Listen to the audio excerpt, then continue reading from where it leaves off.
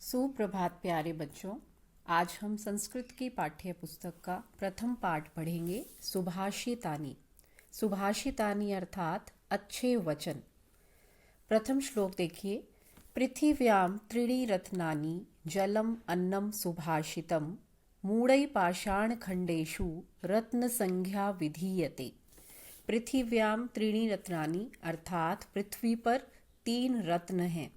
जलम अन्नम सुभाषितम, जलम अर्थात पानी, अन्नम अनाज, सुभाषितम यानी अच्छे वचन।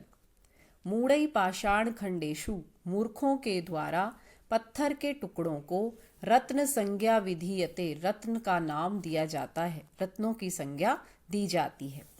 यानी पृथ्वी पर 3 प्रकार के रत्न बताए गए हैं, पानी, अन्न और अच्छे वचन। इसके अलावा जितने भी हम रत्नों में गिनते हैं वो रत्न नहीं है, वास्तविक रूप से रत्न ये ही हैं। सोना, चांदी, हीरे, मोती, इनको आप रत्न नहीं कह सकते क्योंकि इनसे जीवन नहीं चलता। सोने से प्यास नहीं बुझती है, सोने से भूख नहीं मिटती है। तो पानी एक रत्न है, अनाज रत्न है, अच्छे वचन यानी अगर हमारे अंदर ज्ञान है तो वो भी एक रत्न है। ज्ञान किसी रत्न से कम नहीं है। द्वितीय श्लोक। सत्येन धार्यते पृथ्वी, सत्य के द्वारा पृथ्वी धारण की जाती है। सत्येन तपते रविहि, और सत्य के द्वारा सूर्य तपता है। सत्येन वाति वायुश्च, सत्य के द्वारा वायु बहती है। सर्वम सत्ये प्रतिष्ठितम, सब कुछ सत्य में ही स्थित है। यानी सत्य से ही ये पृथ्वी चल रही है, सत्य पर ये पृथ्वी टिकी हुई है। तृतीय श्लोक। दाने तपसि शौर्ये च विज्ञाने विनये नये विस्मयो नहीं कर्तव्यो बहुरत्ना वसुंधरा।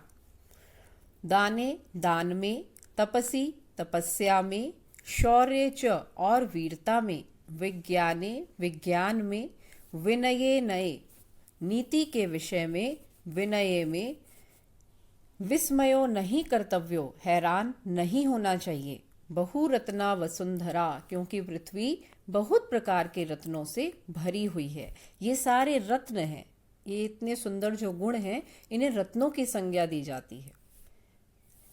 पहले श्लोक में ये आपने पढ़ा कि जो मूर्ख लोग होते हैं वो पत्थर के टुकड़ों को रत्न कहते हैं कि सोना चांदी रत्न है, हीरे मोती रत्न है। नहीं, वास्तविक रूप से ये सारे गुण जो हैं ये रत्न होते हैं।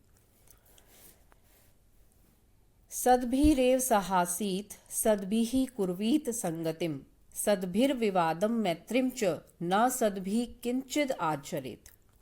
सद्भिरेव सहासीत मतलब मनुष्य को सज्जनों के साथ ही बैठना चाहिए।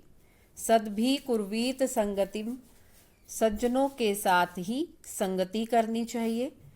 सद्भिर्विवादम मैत्रिम च, और सज्जनों के साथ ही झगड़ा और मित्रता करनी चाहिए। न सद्भिः किंचिद आचरेत, दुर्जनों के साथ तो कोई भी व्यवहार नहीं करना चाहिए। यानी लड़ाई भी करनी है तो एक अच्छे व्यक्ति के साथ करनी चाहिए, बुरे के साथ तो कोई व्यवहार नहीं रखना चाहिए। धन धान्य प्रयोगेषु विद्यायाः संग्रहेषु च आहारे व्यवहारे च त्यक्त लज्जः सुखी भवेत्।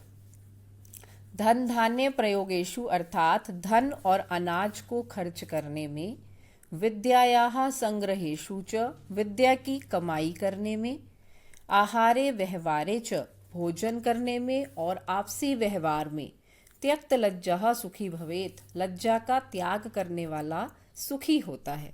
यानी जब भी आप ये काम करें तो उसमें शर्म नहीं होनी चाहिए। अगर आप विद्या ग्रहण कर रहे हैं तो उसमें शर्म नहीं, अगर आप खाना खा रहे हैं तो उसमें शर्म नहीं, आप किसी के साथ व्यवहार कर रहे हैं तो उसमें भी कोई संकोच नहीं, अच्छे से व्यवहार कीजिए। क्षमा वशीकृतिर्लोके क्षमया किम न साध्यते शांति खड्गः करे यस्य किम करिष्यति दुर्जनः। संसार में क्षमा यानी माफ करना दूसरों को वश में कर लेता है।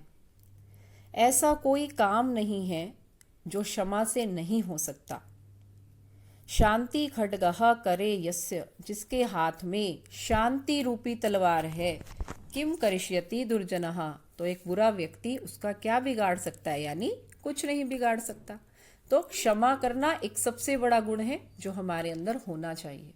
अगर किसी से गलती हो जाती है तो उसे क्षमा करना सीखिए। तो बच्चों, अब आप इस पाठ का अभ्यास कीजिए।